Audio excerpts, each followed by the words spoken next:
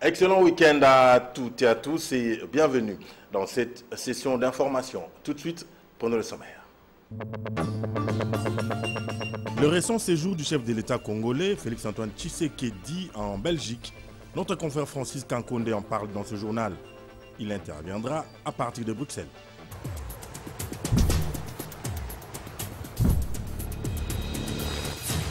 Le chef de l'État congolais vient de séjourner au Royaume de Belgique en visite privée, bien sûr. Nous allons essayer de joindre Francis Kankonde. On me fait signe qu'il est déjà en ligne. Francis Kankonde qui va nous donner des fraîches informations autour de ce séjour présidentiel. Bonsoir Francis Kankonde. Bonsoir James Katambwa, bonsoir. Voilà, Francis Kankonde est à Bruxelles, en Belgique. Francis, le chef de l'État congolais, Félix-Antoine Tshisekedi, vient de séjourner au Royaume de Belgique, où tu résides d'ailleurs depuis un bon moment et où tu exerces ton métier de journaliste. Peux-tu nous faire un résumé de ce que tu as retenu de ce séjour présidentiel? Oui, en fait, d'abord merci James Katambwa, merci au journal télévisé d'Antenne A, ma chaîne formatrice. Merci en tout cas pour votre soutien, pour m'avoir formé. Oui, le chef de l'État était à Bruxelles pour des vacances, un séjour privé, et il en a profité pour rencontrer quelques autorités belges. Il a conversé avec l'ancienne première ministre belge, Madame Sophie Wilmette, il a dîné avec elle. Elle est maintenant ministre des Affaires étrangères. Il a rencontré le père du premier ministre actuel, Monsieur De Croo. Il appelle même tonton, et il a parlé au roi au téléphone. Donc, il était là pour un séjour privé de quelques jours. Comme il dit lui-même, il a le droit d'être en vacances, il est humain. Et là, il a regagné le pays depuis le jeudi matin, si je me trompe, le vendredi matin, pardon, si je ne me trompe pas. Ensuite, qu'est-ce que j'ai retenu? Les Congolais étaient venus en nombre. Le président avait installé son bureau dans un hôtel de la place. Dans un hôtel de la place, il venait rencontrer les Congolais, les compatriotes congolais depuis 15 heures jusqu'à très tard dans la nuit, 2-3 heures du matin. Donc voilà. Alors Francis Kankonde, le président Tshisekedi t'a accordé une interview exclusive que tu diffuseras ce dimanche dans ton émission chez Francis Show. De quoi il a été question dans ces face-à-face, Francis? Merci d'abord pour la question. Oui, effectivement. Mon émission, le Chez Francis Show, qui était une émission d'Antenne A, maintenant j'ai mon propre média, chez Francis TV Show. C'est sur le net. Mon émission avait contacté la présidence pour interviewer le chef de l'État parce que depuis son accession au pouvoir, c'est-à-dire en janvier d'il y a 2 ans, il n'a jamais donné d'interview à un média congolais. Je parle d'interview télévisée à un journaliste congolais. Et justement, je lui en avais fait la remarque pour dire que le peuple, surtout ici de la diaspora et aussi chez nous au Congo, a besoin de ça, de cette rencontre entre le peuple par rapport à nous, qui sommes des hommes de médias, et lui, le chef. Et effectivement, on avait pris rendez-vous. C'est depuis le dimanche que j'avais eu mon rendez-vous avec le chef de l'État. Ça devait se faire lundi. J'ai attendu toute la journée à son hôtel avec mon caméraman de Delubaki. Donc chez Francis, il était là. C'était les seuls invités par le chef de l'État pour faire l'interview. Ensuite, le président a voulu rajouter un journaliste de la presse en ligne qui s'appelle Amba Wechi, très connu. Donc, on était les deux à avoir l'invitation, les deux seuls à avoir l'invitation. Et finalement, après le lundi, le mardi, le mercredi, j'étais fatigué d'attendre. J'ai eu un message de la part de la communication du chef que le jeudi, juste avant son départ, il allait nous accorder enfin cette entrevue. Et il se fait que nous avons discuté avec son staff.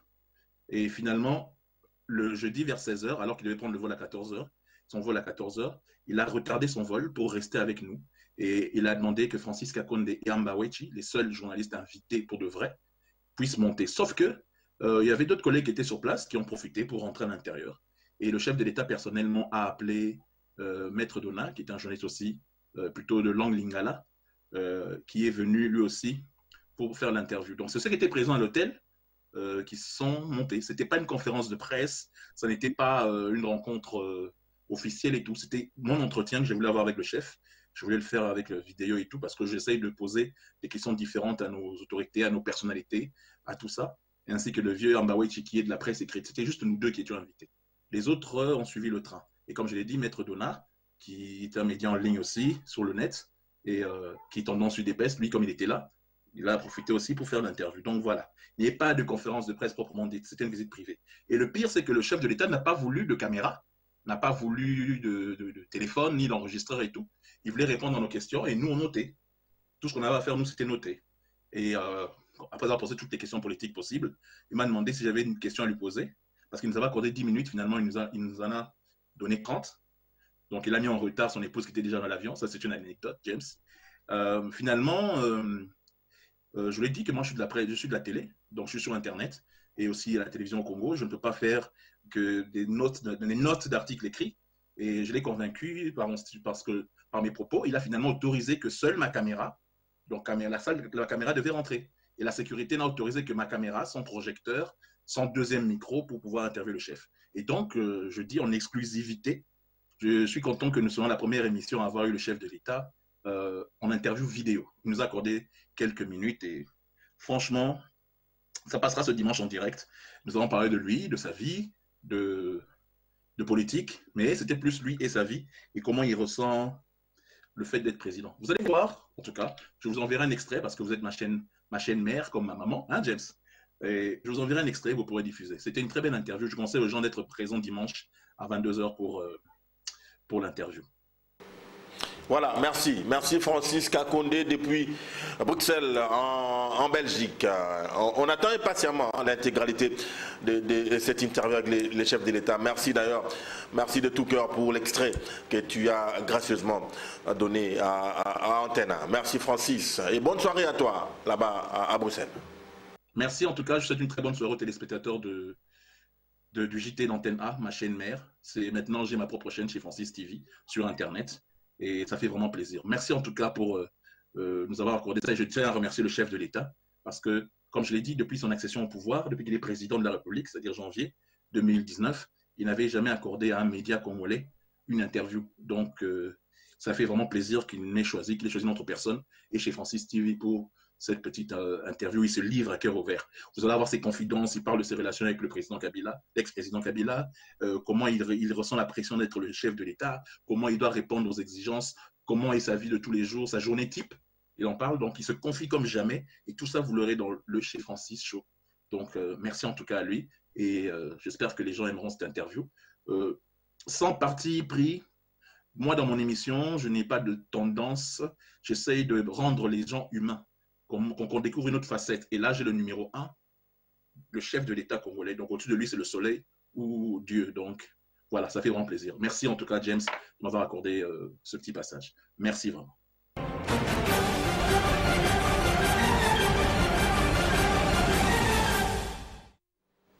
Alors, prenons à présent cet extrait, un petit extrait de cette interview du chef de l'État congolais, Félix-Antoine Tshisekedi, accordé à notre confrère Francis Kakondé à Bruxelles.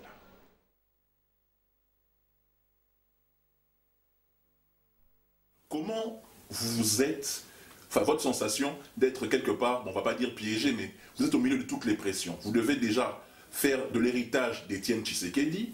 Votre propre mère, c'est une politicienne aussi aguerrie. Vous êtes le représentant du parti politique historique de l'opposition, l'UDPS, depuis 37 et quelques années. Le peuple était content et est resté longtemps à assister à votre prestation de serment et a beaucoup d'espoir en vous. Vous êtes au milieu d'intérêts économiques entre l'Union européenne et les États-Unis qui se disputent le Congo à travers vous. Vous êtes là, vous devez reconstruire le Congo dans votre tête. Comment on se sent quand on est au milieu de tout ça? Vous dormez comment? Vos journées tiques, c'est-à-dire je me dis, mais quelque part, et puis vous êtes dans une cohabitation un peu compliquée. Comment vous êtes? Votre état d'esprit, c'est comment? C'est vrai que c'est pas évident, mais c'est ça aussi ce que Étienne Tshisekedi a réussi à faire en moi, à forger en moi. Il ne le sait peut-être pas là où il est, mais c'est ce caractère-là de résistant de le voir. Parce que moi, je me posais déjà ces questions-là à son époque sur lui, en me disant comment il fait. Mais je dois vous dire que c'est pas évident. C'est pas évident et il faut beaucoup se ménager. Parce que la santé, oui, elle est importante. Il faut beaucoup se ménager. Ce n'est pas du tout évident et je peux vous le dire vraiment à coup sûr, moi je ne vais pas m'éterniser au pouvoir à cause de ça. Parce que j'ai découvert vraiment que c'est un homme normal ne peut pas faire plus de 2 mandats s'il veut rester en bonne santé dans ce pays-là, à la tête du Congo. Mais comment vous gérez les pressions? L'UDPS peut-être pense le contraire de ce que vous dites. Mais c'est ça, je dis que j'ai appris d'Étienne Tshisekedi par la tolérance. Donc ça, c'est vraiment quelque chose que j'ai travaillé en moi, la tolérance. Déjà, il faut accepter les points de vue des uns et des autres. Par le contact, il faut rencontrer les gens, il faut discuter, il ne faut pas se couper des gens. Parce que là, la pression risque de s'accentuer, puisque vous ne savez pas ce qu'ils pensent. Il faut savoir ce que pensent les gens. Il faut parler aux gens. C'est eux qui vont vous aider à évacuer votre pression et à orienter les choses de telle sorte que leur pression aussi diminue. Parce que quand les gens vous font pression, c'est parce qu'ils sont souvent sous pression aussi. Donc il faut gérer les gens. C'est aussi tout un art, ça, de gérer la communauté, les gens autour de soi, sans qu'il y ait de pagaille. C'est pas évident. C'est pour ça que je vous dis, c'est très difficile. On dort très peu quand on est chef d'État, on dort très tard, et c'est un peu ma vie. Donc il m'arrive des fois de dormir le matin et de me réveiller l'après-midi. Voilà, merci à Francis Kakonde pour cet extrait. On va passer à tout à fait autre chose à présent. 812 civiques connus à Kinshasa sous l'étiquette de Kuluna ont été arrêtés par la police nationale congolaise, puis présentés au patron de la ville, Jean-Tini Ngobila Mbaka. Ce dernier a annoncé que ces bandits seront certainement condamnés, les uns à des lourdes peines, il faut le dire, et les autres seront envoyés à Kanyamaka CC dans le Haut-Katanga pour exécuter les travaux des champs. Reportage Sylvain Kapombo Sengele. Yayambo, nakopesa félicitations na police na biso ya Kinshasa. Au total, 812 bandits urbains, communément appelés Kuluna, ont été tombés dans le filet de la police nationale congolaise et présentés au gouverneur de la ville de Kinshasa, Jean-Tini Ngobila Mbaka. Cette cérémonie à laquelle a pris part le patron de la police ville de Kinshasa, le général Silvano Kasongo, s'est déroulée vendredi 2 octobre au terrain flamboyant dans la commune de la Gombe. Dans son speech, le gouverneur de la ville de Kinshasa a d'abord remercié le général Kasongo et son équipe pour avoir mis la main sur ces inciviques qui sèment la terreur en se livrant dans des pratiques de viol des femmes, extorsion des biens, voire des tueries des Kinoises et Kinois. Jean-Tini Ngobila a aussi félicité la population kinoise pour la collaboration dont elle fait montre dans ses coups de filet, tout en l'encourageant à continuer de collaborer avec la police pour dénoncer tout ce qui sème la désolation dans leur milieu de vie respectifs. Ensuite, les premiers citoyens de la ville ont demandé à la police de prendre toujours le devant pour sécuriser la population et ses biens, en dépit de la méfiance que les Kinoises et Kinois éprouvent envers les agents de l'ordre. Il a invité les commissaires des districts de la police à accompagner la politique édictée par le chef de l'État, Félix-Antoine Tshisekedi Tshilombo, celle de sécuriser toute la population de la RDC. Comme décidé par le président de la République, le gouverneur Jean-Tini Ngobila a indiqué que tous les Kuluna qui ont tué et violé seront jugés et condamnés à des lourdes peines. Quant à ceux qui ont commis des infractions jugées légères, ils seront conduits à Kanyamaka CC, dans le Haut-Katanga, où ils seront soumis à des travaux de champs. Selon le patron de la ville de Kinshasa, les enfants de la rue errant au centre-ville seront appréhendés et conduits également en direction de Kanyamaka CC. L'occasion faisant les larrons, le gouverneur de la ville de Kinshasa, Jean-Tini Ngobila Mbaka, a clôturé son mot en demandant à la police de faire appliquer la décision de l'autorité urbaine interdisant l'usage des sachets plastiques à travers la ville de Kinshasa. L'objectif étant de maintenir la capitale en état de propriété. Police de Kinshasa, oye! Police de Kinshasa, oye! L'émission Vérité en toute liberté de ce dimanche à 19h sur Antenne reçoit Willy Kalingay, journaliste et directeur général de l'agence Géopolis. Plusieurs points ont été abordés au cours de cette émission. Ici, nous vous proposons la partie où Willy Kalingay parle de l'Union nationale de la presse du Congo. Suivez. Non, mais l'INPC, c'est un syndicat, simplement. C'est un syndicat de journalistes. Ce n'est même pas un syndicat des entrepreneurs de médias. Donc, en tant qu'individu, chacun de nous peut obtenir sa carte de presse au niveau de l'INPC. Et ça, c'est important. Je crois que c'est un des plus grands services que l'INPC rend à la nation, c'est de délivrer la carte nationale de presse, même si celle-ci ne donne accès à aucun avantage. Hein? Ben bon, mais c'est quand même une carte. Ça existe et nous en sommes contents. Mais en même temps, je viens de vous le dire, le cadre lui-même est faible. Donc, dans un contexte de faiblesse généralisée, aucune structure ne peut avoir de performance. L'INPC y compris. Déjà que nous, les propres acteurs, nous sommes faibles en tant que médias, comment notre association sera forte?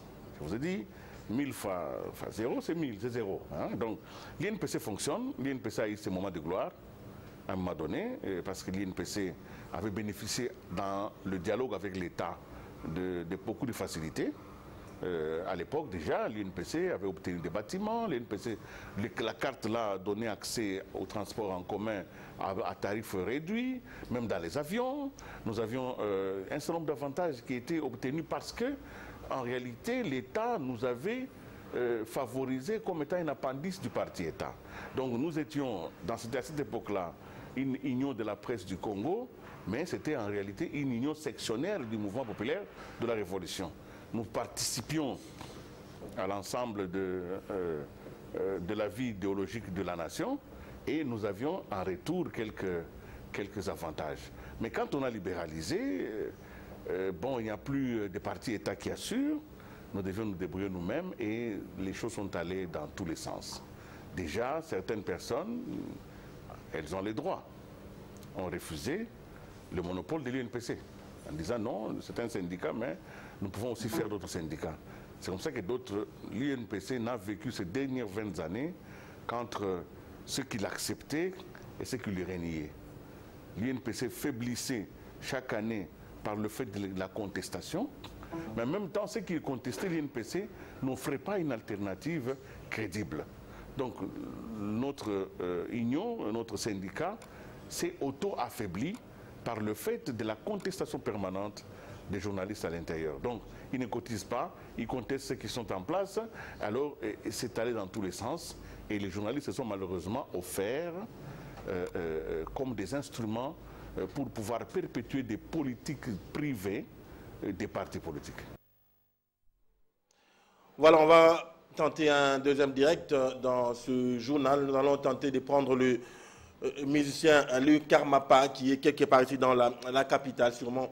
Il est en studio, comme on nous a dit. On va parler un tout petit peu de sa chanson qui a été censurée, puis la mesure de censure a été levée, pardon. Je crois que le Karmapa est avec nous. Bonsoir, bonsoir le Karmapa. Oui, bonjour James. Bonjour. Bonjour.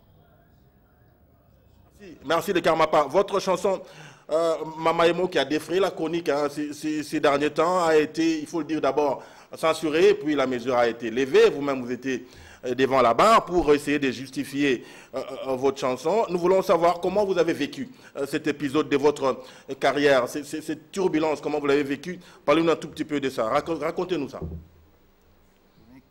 Cette semaine, bon, c'est un sentiment de joie, de plaisir, parce que la mesure d'interdiction a été levée. Donc, je ne peux que me réjouir. Voilà, mais bon, la plus importante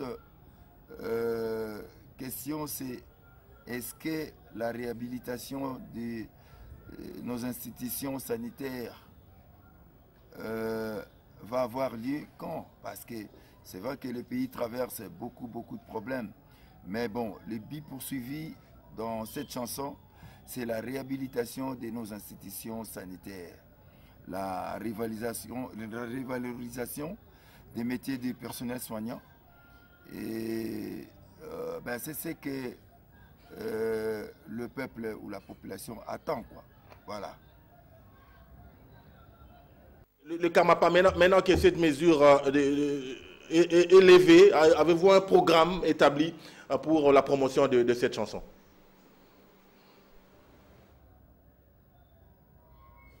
Ben, maintenant que la chanson est autorisée, moi, je demande à la population de la consommer. C'est un produit que j'ai mis à leur disposition. Bon, c'est une façon aussi de soutenir cette œuvre, c'est de l'acheter, de la consommer. Et bon, mais bon, je ne cesserai de répéter, le but poursuivi, c'est la réhabilitation de nos institutions sanitaires. En tout cas, rien ne va, comme je dis au tout début de cette chanson. Rien ne va. Nous voulons que les installations sanitaires publiques soient réhabilitées parce que ça ne peut pas continuer comme ça. Le peuple doit avoir accès aux soins de qualité. Mais là, ce n'est pas le cas. Ben, c'est la raison de cette chanson. Voilà. Alors, le Karmapa, quelle leçon retenez-vous de cet épisode de votre carrière? Quelle leçon vous retenez? Bon, la leçon que je vais retenir, c'est... Oui, la leçon que je vais retenir, c'est... Bon, je viens de composer une chanson.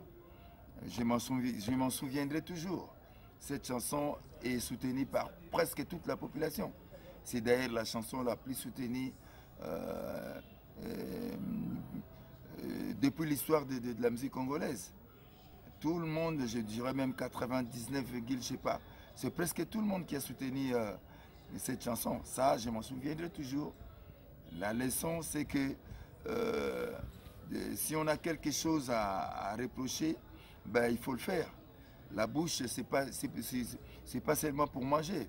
Moi, j'ai dit, ta bouche, tu t'en sers pas seulement pour manger. Tu peux aussi l'utiliser pour dénoncer quelque chose. Ben, c'est ce que j'ai fait. Et d'ailleurs, je dirais que je n'ai fait qu'accompagner le chef de l'État. Parce que le chef de l'État a demandé qu'on puisse dénoncer des antivaleurs. Ben, c'est ce que j'ai fait. Et des pratiques inacceptables qui se passent dans nos hôpitaux, c'est ce que j'ai dénoncé. Ce sont des antivaleurs. Voilà, la leçon, c'est ça. S'il y a quelque chose à dénoncer, il faut le faire proprement. Il ne faut pas inciter des gens. Parce que ceux qui nous dirigent, ce sont des gens comme nous, ce sont nos frères. Nous ne sommes pas des ennemis. S'il s'agit là d'un mariage à famille recomposée, Oyo aye la 25, Oyo Mosiso aye la 15. Bapara bayokani, baana boko la nini, boko mesana.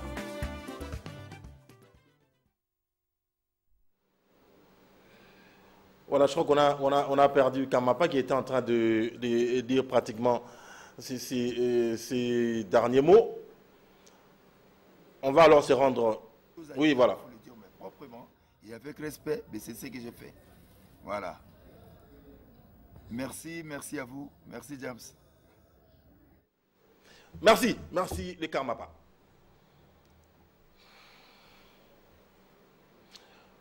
On va se rendre aux États-Unis à présent pour essayer de joindre Monthierry.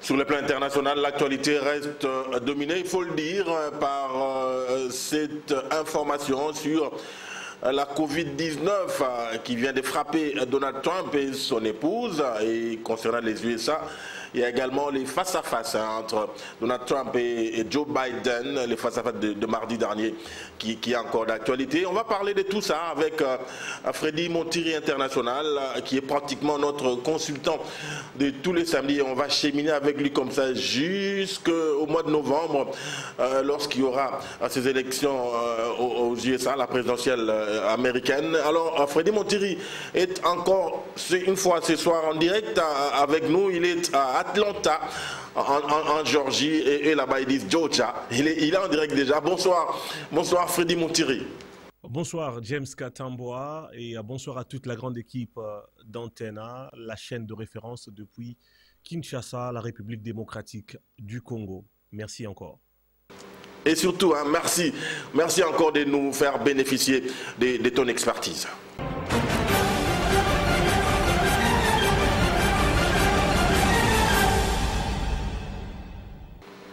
Allez, je viens de le dire, hein, c'était leur première joute. Elle fut agitée, houleuse et étendue. Les débats contradictoires qui a opposé mardi 29 septembre à Cleveland les candidats à la Maison-Blanche, le président Donald Trump et les démocrates Joe Biden étaient plein d'invectives, à railleries. Biden, il faut le dire, était resté calme malgré toutes ces railleries et attaques personnelles. Ce premier duel a offert un spectacle particulièrement chaotique à quelques jours, il faut le dire, une trentaine de jours d'une élection présidentielle américaine sous haute tension. Freddy Montieri, toi qui es déjà là en ligne, quelles sont les premières impressions sur ces débats que l'on peut qualifier, hein, ces débats, que l'on peut qualifier des combats en cage?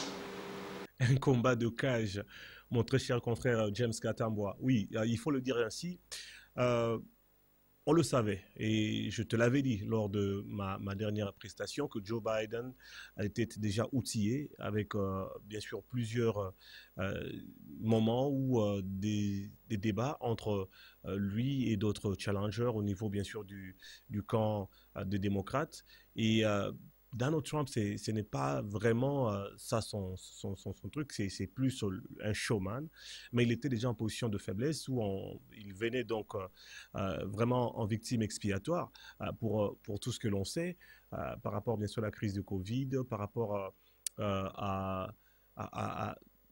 au chômage, par rapport à l'économie qui n'est pas très bonne, et tout cela mis ensemble donc ne mettait en tout cas Joe Biden favori. Et on savait que Donald Trump devait bien sûr attaquer.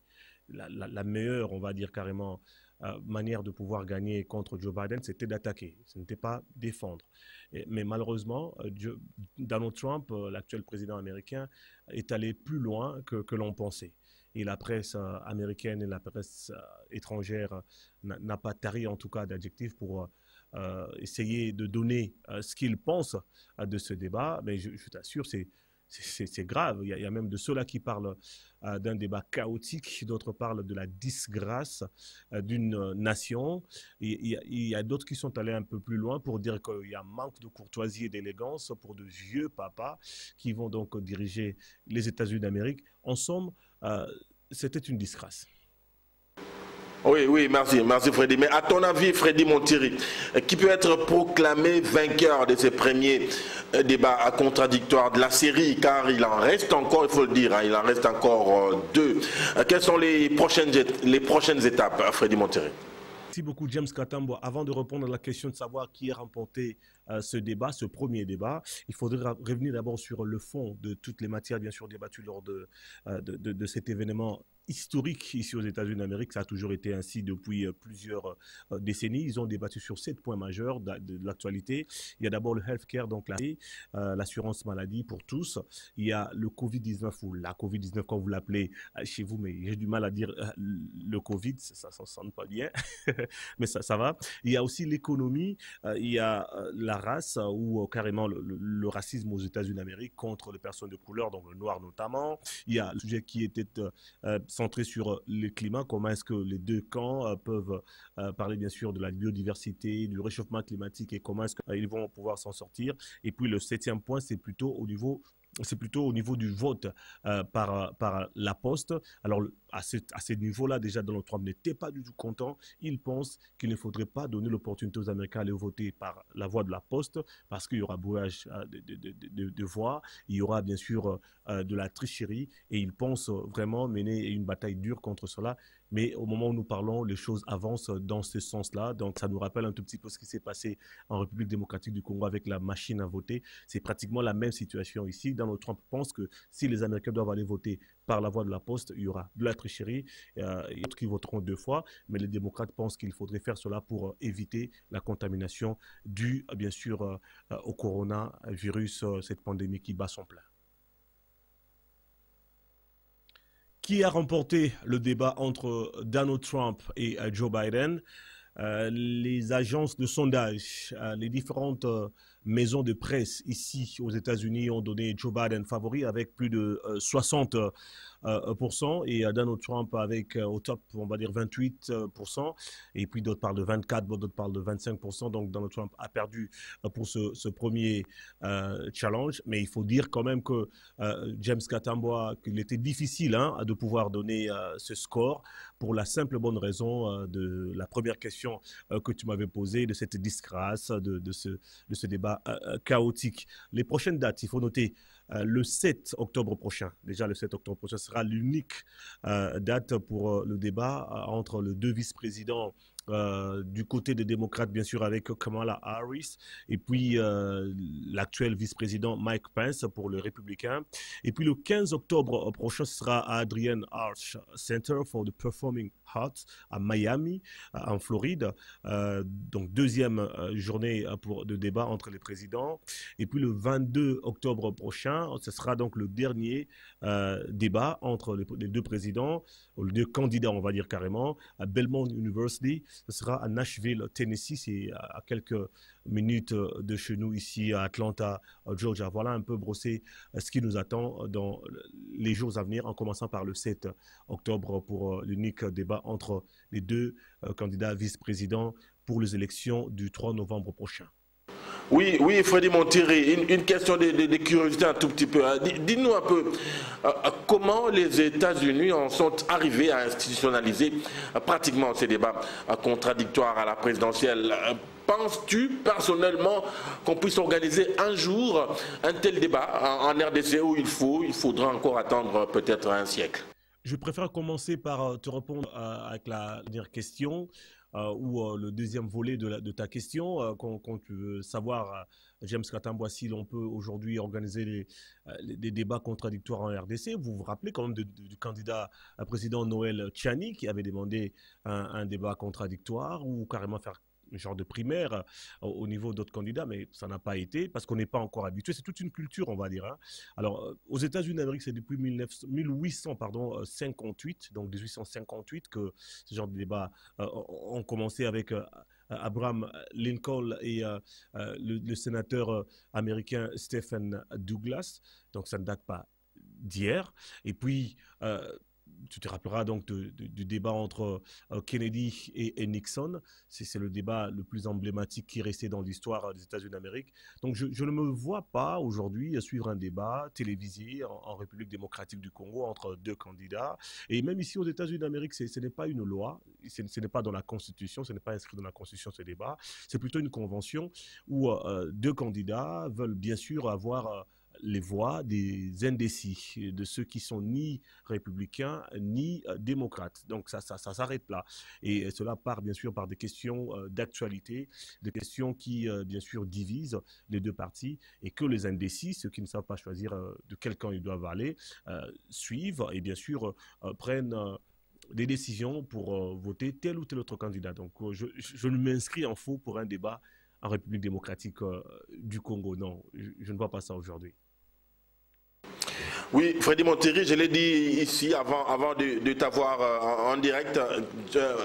Donald Trump et son épouse ont été testés positifs au coronavirus. Ça n'est plus un secret pour personne. Mais dis-nous un tout petit peu, raconte-nous un peu cet épisode. On sait que Donald Trump est un homme de Hollywood, il aime les shows.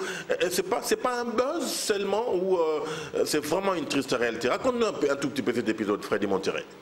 Cette information est vraie, vérifiée et même confirmée. Donald Trump et son épouse Melania sont tous deux donc testés positifs. Et au moment où nous parlons, Donald Trump est du côté de l'hôpital Walter Reed Hospital où il est interné et où il va continuer, il dit, sa campagne. Il y a quand même des symptômes qui sont on ne peut plus visibles au niveau de Donald Trump. La première dame, ce n'est pas le cas. Il dit continuer à faire son travail et à booster un peu sa campagne électorale. Ce n'est surtout pas un fait éphémère. Non, pas du tout, parce que Donald Trump a douté de cette pandémie depuis bien longtemps, mais aussi lors de cette campagne où il fait venir plusieurs personnes, de masse en tout cas, lors de ses descentes dans différentes grandes villes, agglomérations ici aux États-Unis d'Amérique. Et les experts au niveau de la Maison-Blanche et même des experts au niveau de la santé ont toujours décrié cela. Et même lors du débat, tu vas te rappeler que Donald Trump faisait allusion à Joe Biden qui avait toujours son masque avec lui. Et voilà. Donc aujourd'hui, on pense que la médecine a pris le devant sur Donald Trump ou sur son scepticisme. Voilà un peu ce que je vais dire sur ce dossier James Katamboa. Voilà, merci FMI, Freddy Montiri International, pour tous ces éclaircissements et bien de bonnes choses à toi là-bas à Atlanta, en Géorgie. Merci.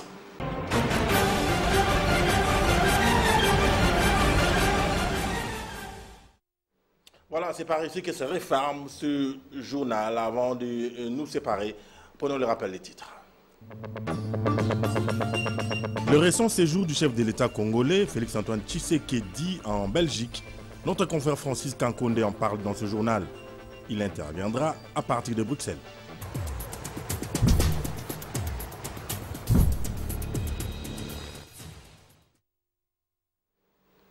Voilà, une fois de plus, excellent week-end dans vos foyers et restez nos fidèles.